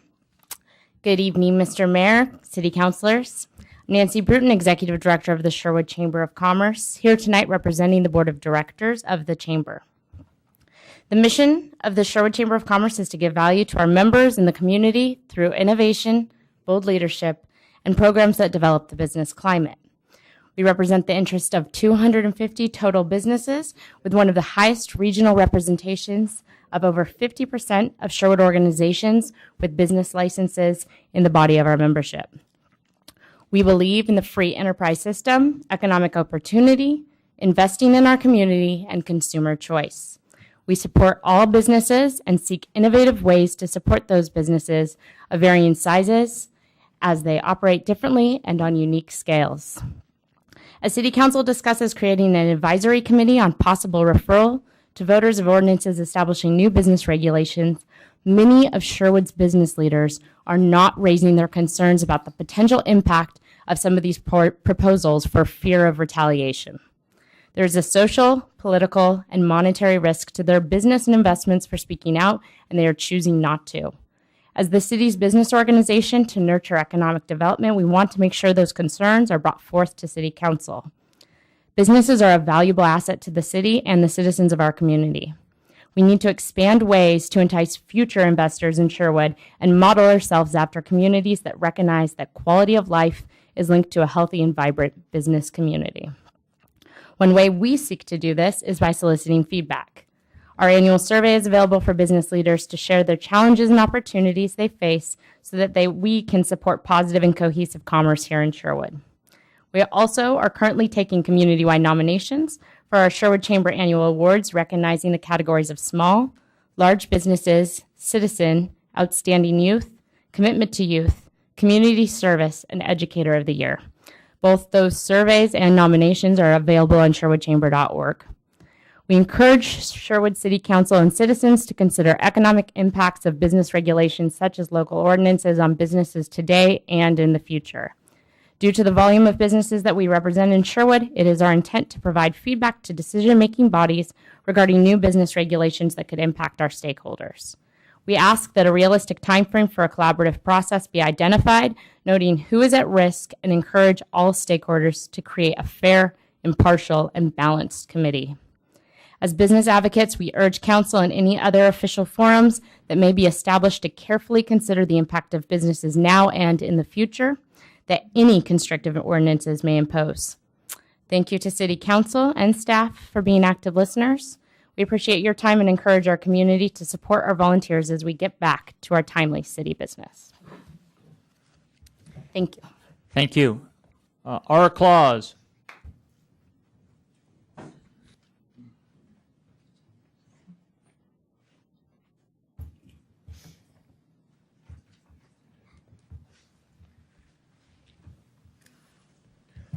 Robert James Claus, 22211 Southwest Pacific Highway. I find this just absolutely amusing. You are supposed to have a city attorney. You don't. You have a contract attorney that represents the city manager, the city council, and the mayor. Now, I think, but I may be wrong, they were in an adversarial position with you. I think they just helped draft a bunch of nonsense criterion that nobody but an idiot would do. What kind of contact does he have with the city manager, with outside citizens? And you ask you don't ask the citizens. It's brilliant. Well, I've heard of unobtrusive, non-reactive measures, but I've never heard of unrelated stupid measures. I mean, this survey, now, where does it get to? I'll tell you where it gets to. You don't have an attorney. How does somebody with a conflict of interest have anything to do with a real employee who is replacing a request for proposal that's supposed to replace the contract attorneys? Now, you didn't hear anything when I asked the question, did you see that RFP before it was asked? Now we find out we have a contract with the Y, which we thought was a very unique guy, and you're telling us there's some questions about the performing of that contract, and these people never looked at it. One of our major assets, and these people that are our city attorneys that represent the city manager, represented him to work for him in Fairview, work with him on the League of Cities and Towns, where he grants them money for their model, it's home rule. And we never talk about any conflicts of interest. Well, you got a conflict of interest. You're screwing around with our money in the Y, and you don't have a city attorney to look at it. You can't ask him to look at it. He's a PE. He wouldn't understand a contract if he saw one. Galati's even worse. So where's your backup? I'll tell you where your backup is. As long as Jim Pattison and his wife and Nelson's were employed at the Y, they weren't going to look at it because they worked for those men. Don't you get it? You certainly know what I'm talking about, Councilman Clark. If you have a lawyer, he advocates for you. If they represent you, he advocates you. When the hell are we going to get an attorney in this town that represents the citizens? I mean, I don't even understand this. Every time you turn around, you're stumbling over each other.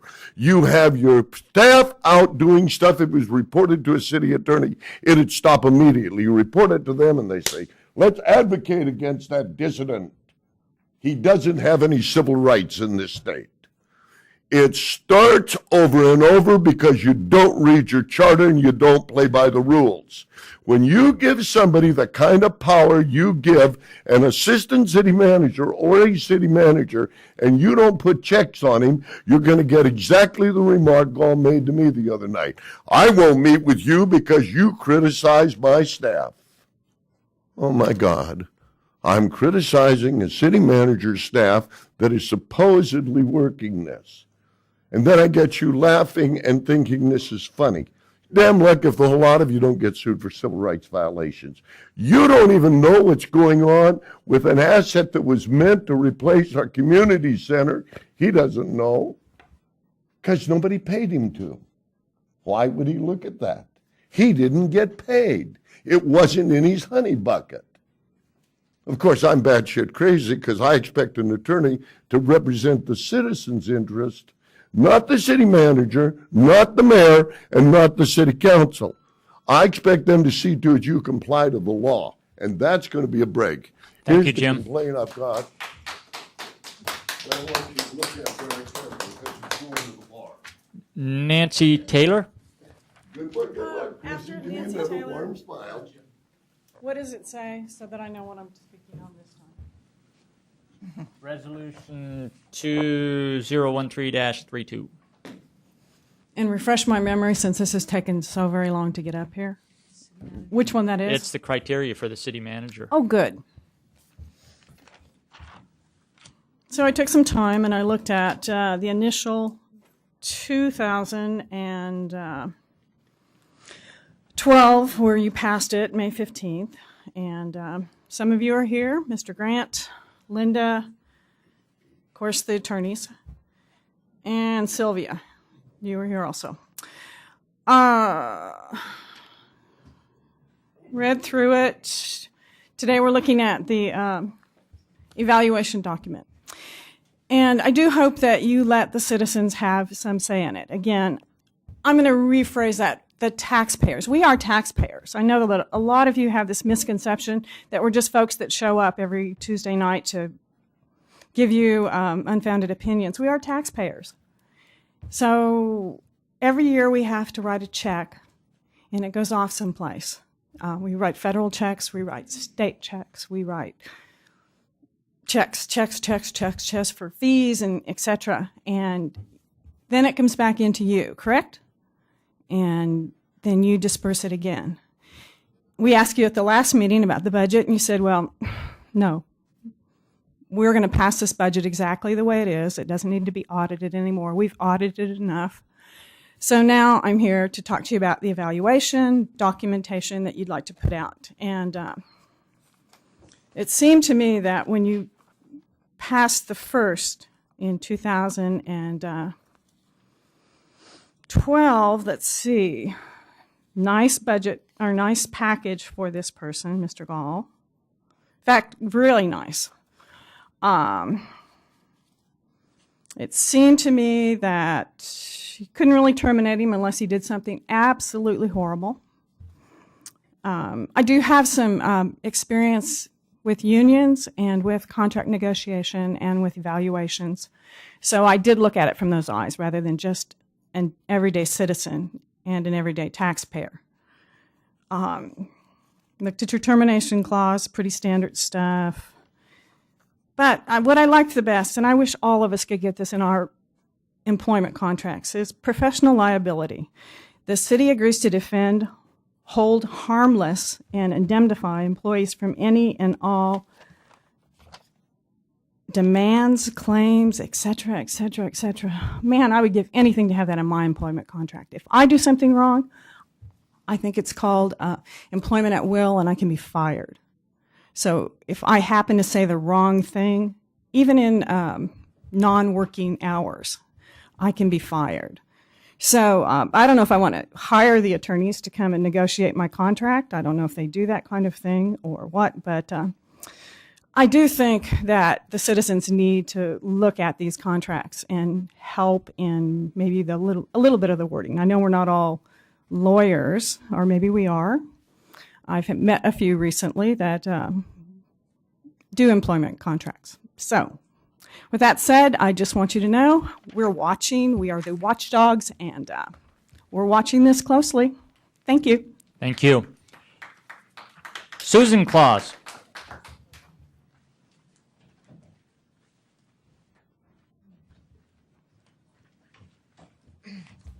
Susan Claus, 22211 Southwest Pacific Highway. I have a couple different things that I wanted to talk about. First, the contract attorney over there says that the Langers don't have any interest in that property anymore. I would like to know if he knows that for a fact or if he's just talking. If the Langers have transacted that property, it's not a public record that we've been able to find. The only public record that we find is on May 3rd, Langer Family LLC did an accommodation deed to Langer Graymore LLC on the same property. So I don't know what Chris's information is, and if it's incorrect, I think Matt should correct it for the record, so our city attorney, contract attorney, isn't making assumptions that are incorrect. So that's that. Normally, also in the past, we've had some kind of input into the criteria for the city manager review, and I don't know what that process has morphed into, but we didn't get any comment, any ability to work with that criteria. So I don't know who's controlling that or what is controlling that, but that's another step away from the citizens. And then in all of the conversation that you had, the concern was, how is the staff going to give you input for the city manager? And the suggestion is that they do it confidentially to the contract city attorney. Again, it's the same problem. Chris and Barry Elsner and Hammond worked for Joe Gall over at Fairview. They have a prior relationship. They were there with the contract with Joe and Linda and Dave when you guys worked the contract out together. And part of this contract says that Joe Gall has the right to a private review. It's at his discretion whether it gets to be his contract and his performance gets reviewed in front of the public. It's not at the council's consideration. And there's nothing still that shows us as citizens, how do we interact with this process, and how is that interaction meaningful? If we have concerns, if we have good things we want to say, how is that handled? Who does it go to? Please don't tell me it goes to Chris Green, because it's, Barry Elsner and Hammond, they just have a long history. And if you're considered somebody unworthy, they ignore or they try to prosecute. So my point is, the citizens have a right also in this process. Please provide a path that's meaningful. And if there is some confidentiality that a citizen would like, afraid of retribution, the same way that the staff may be, what is that process? Or if there's something that should be communicated, I sent a long letter to the council that I haven't heard one word back, and also to Joe Gall about the process of what did we do with our RFP for the city attorney services, because he had only sent it out to 4 different firms.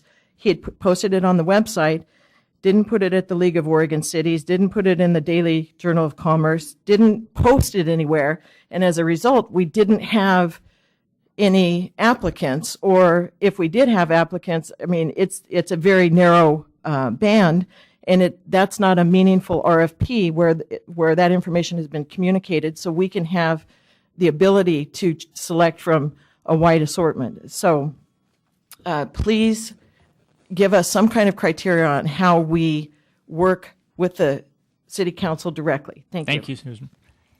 Nancy Taylor. Does anyone else want to talk about this before I talk? Because I wanted to talk about... You've had your 4 minutes. We only given we only give 4 minutes per person. I want to talk on a different subject, and I'd rather give somebody else time to talk on this one. The city attorney. Is that Nancy Taylor? Murda Meyer. Made a mistake.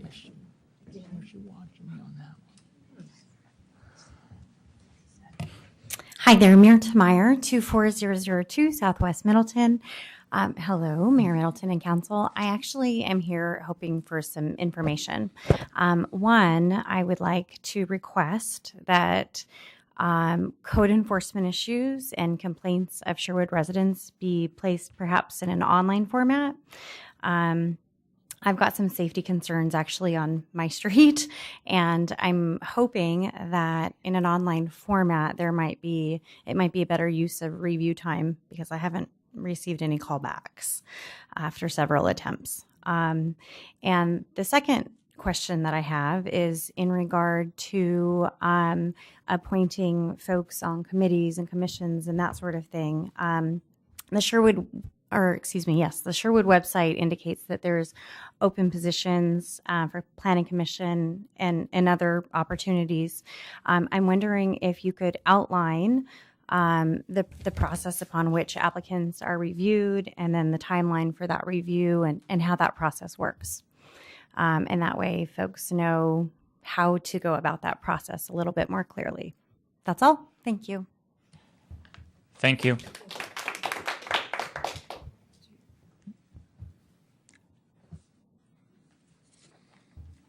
Naomi, is she out there? Do you want to respond to her first? We'll refer those to staff, and then they will respond. All right. Correct? Yes. Okay. My name is Naomi Belov, 22741 Southwest Lincoln Street in Sherwood. So this is a draft of the Langer PUD chronology, June 17th. This is a chronology and process. We're asking questions for potential conflicts and actual conflicts of interest. Some of this is opinion and belief, and we welcome comments. This is being prepared for what has occurred around the Walmart application. 1995, the Langer PUD was initiated, hence the quote in 2013.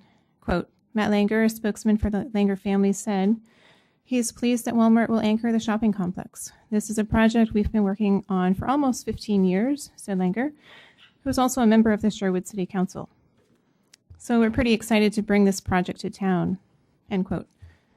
That was in the Sherwood Gazette in May of 2013.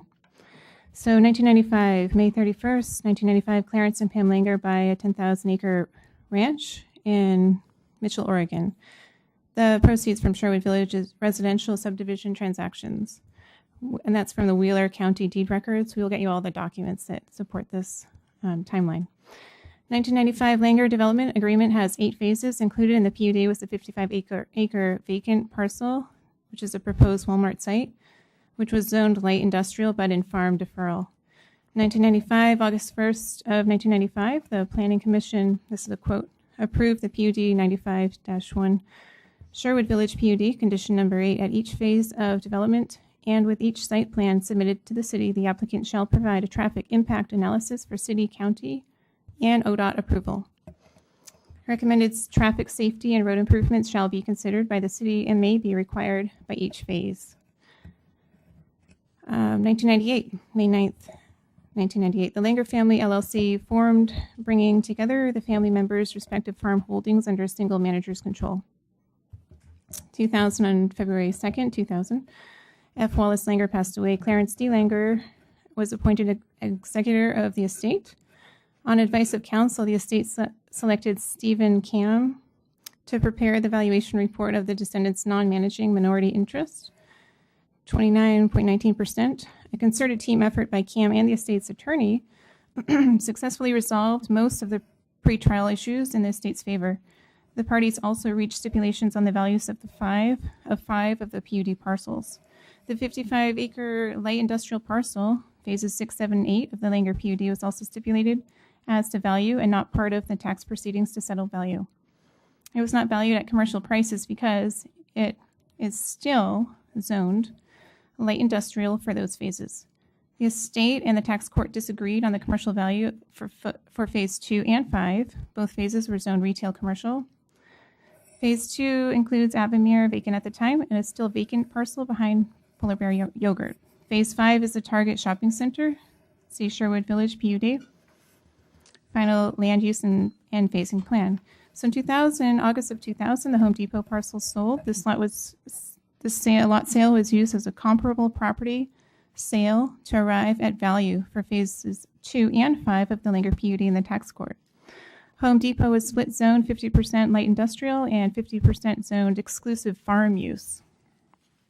The tax court's reconciliation of the appraiser's two differences for the sale included the following language, quote, comparable 2-11 was zoned light industrial instead of retail commercial. However, given the fact that the comparable 2-11 was sold to Home Depot for the construction of a Home Depot store, we find that its zoning did not have a significant impact on the ability to develop the property, end quote.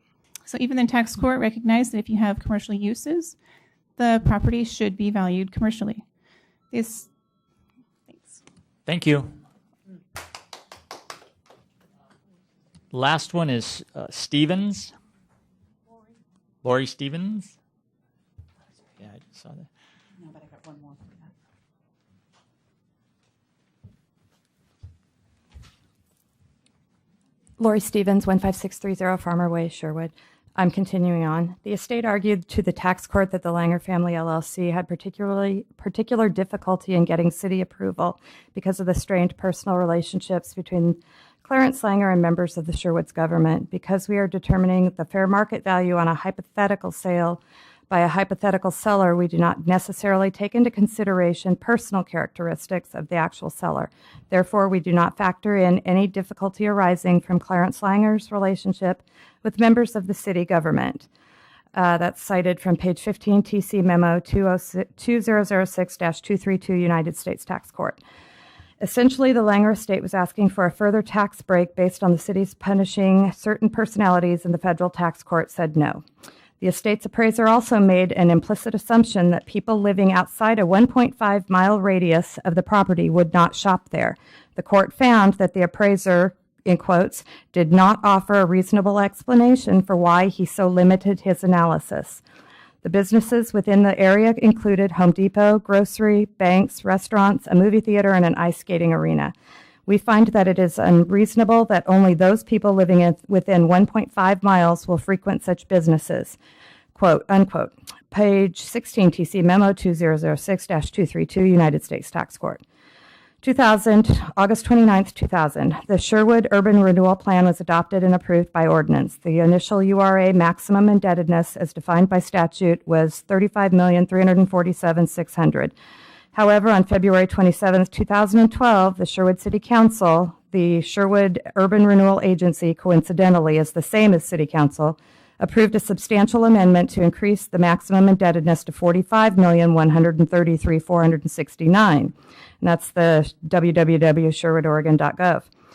This 20-year plan that, since its inception, has added an additional year for the agency. The fund takes all the tax money to do capital projects, which are supposed to bring in capital through overrides. The question with the Walmart development is, what are the overrides on the project and system development funds, and how much of this feeds into the general fund?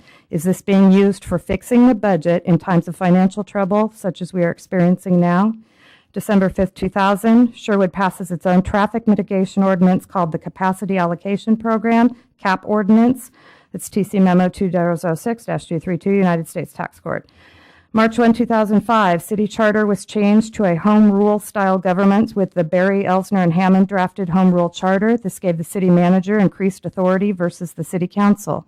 Sherwood City Council Resolution 2005-008 for city charter. October 30th, 2006, TC Memo finalized in the United States Tax Court that settled the estate of F. Wallace Langer and required payment of additional estate taxes. TC Memo 2006-232, the United States Tax Court. March 23rd, 2007, Clarence D. Langer Jr., Pamela A. Langer, Stephen D. Langer, Gary W. Langer, and Barbara Langer convey their interest to their Six Corners LLC name change for their land located at the Sherwood Plaza on Langer Drive. Washington County Records 2007-043813, Oregon Secretary of State Business Registry, number 419537-95, March 9th, 2007. Okay. December 4th, 2007, the City Council held minor modification on the second phase of the development. If they had determined that the PUD had major modification, the Langer PUD would have had to submit a new application for a new PUD that would not have grandfathered commercial uses in industrial zoning. Held modification hearings, and there's a quoted source. The 57-acre PUD is zoned light industrial, but a provision in the city code would allow the PUD owners, Pam and Clarence Langer. Thank you. Lori Randall.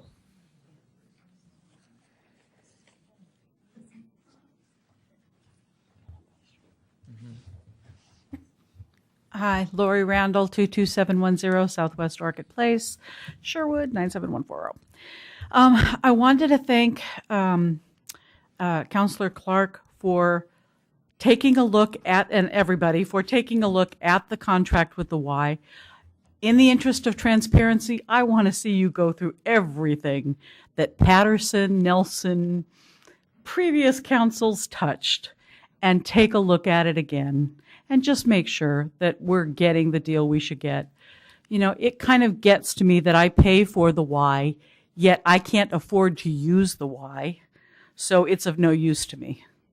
You know, I did it when my kids were little and they just got so pricey I couldn't afford it anymore. So I continue to pay for it with my tax dollars, but I get no use from it. That's really what I wanted to say. Just please, please, please continue looking at everything, being transparent, and in the interest of transparency, please, please, please, please, please hire a CPA. Let him or her find whatever they're going to find, because I believe they will find stuff that will not make people happy. Let them find it, get it over with, and move on. But please hire a CPA. Thank you. Thank you. Amanda Stanaway?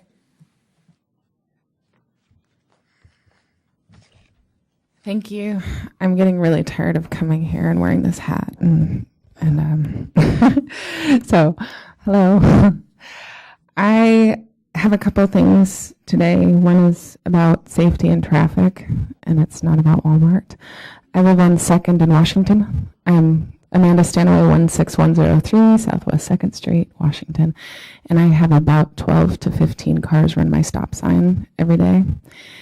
And I spend a lot of time at home. I work in my home, and there is a new little girl just catty corner from me, and my daughter and she have become friends, and they run across the street together, and they both know how to cross the street. However, with cars blowing through at like 20 miles an hour, it sucks. So that's one. Two is the car show and the Chamber of Commerce. I'm going to touch on that for a second. I've been in Sherwood on and off since 2001, bought my house in 2001, and I happened to be born on the weekend of the car show, as is my daughter. And so every year, our birthday is a disaster, but it's also really fun. And so this year, we made a theme of it. Jen from Blue Plume and I work a lot together because we both work with kids, and she was trying to paint at the car show, and they wanted to charge her $100 to paint at the car show.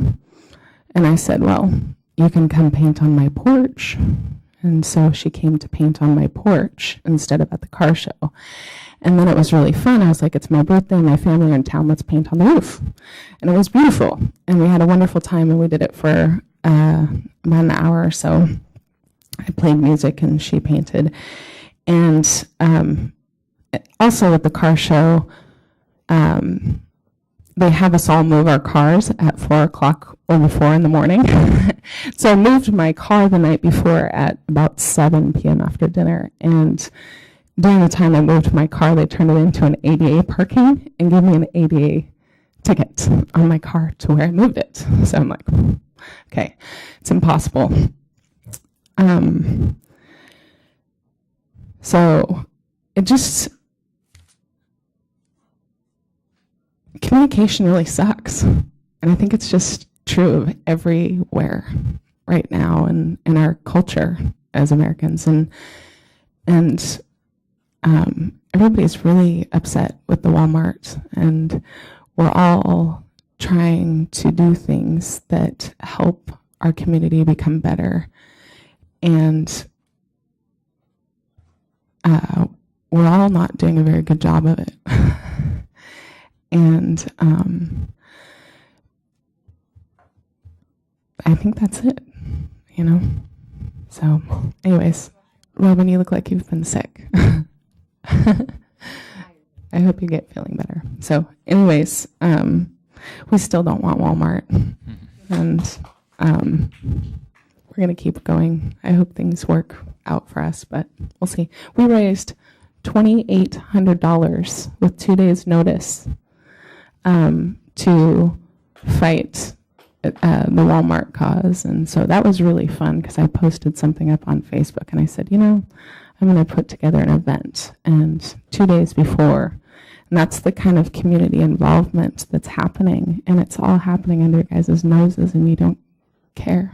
So anyways, we're having a lot of fun with it, and it's and I'll be happy when I don't have to wear this stupid hat anymore. Thanks.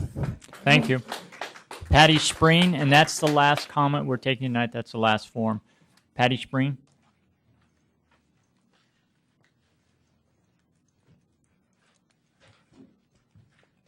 Okay. Patty Spreen, 20488 Southwest Lavender Place. Okay, so my first comment is in regard to the committee that we're going to be putting together, the ordinance 2013-034. So these are just a few thoughts that came to mind while I was listening. The city staff and the city council are all going to equally have a vote as to who's going to pick the 4 representatives from the community, correct? And you're going to have a vote for or against the potential new committee members. I'm a little concerned because it seems like there could be a lot of influence all the way around, depending on where the friendships lie and what have you. And it just seems kind of like an ideal situation for the city council and the city staff to cherry pick folks whom they feel will adequately fit their committee or the citizen committee and their agenda, whether it be passing a budget that doesn't make sense to a lot of people or building a new Walmart on a proposed parcel that's going to affect each and every one of us. So that's my comment regarding the new ordinance. Excuse me, I've had a little bit of a throat issue.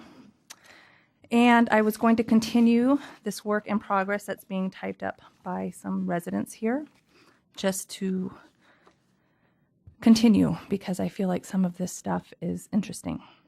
So I'm going to continue on. To revert back, I'm on December 4th, 2007. To revert back to the uses allowed in 1995, when the city first agreed to extend Adams Road from Old Town Sherwood to Highway 99 West as part of the development, and city councilors seemed excited by the prospect of having another road to alleviate congestion on Tualatin Sherwood Road. "This is pretty exciting," said Mayor Keith Mays. "We appreciate the work that city staff and the Langer family have done to get us to this point. Let's build a road. Any retail developments proposed by the Langers would still have to go through the city's planning department and meet city code. But the provision that allows the PUD holders to revert back to 1995 land uses also gives them exemption to the city's current 60,000 square foot retail cap." The Langers have proposed building a 225,000 square foot shopping center on the site, which sits across Tualatin Sherwood Road from the Target Shopping Center. Okay, and this was an article that Lori started, and this was from the Sherwood Gazette article, December 17th, 2007. After the minor modification hearings, the Langer family in Graymore Development hired quote-unquote exclusive leasing agents as opposed to sales agents for a 55-acre master development. The estimated completion date was the spring of 2009 per their Sherwood Town Center leasing. This was phase 6, 7, and 8 of the Langer PUD light industrial zoned land.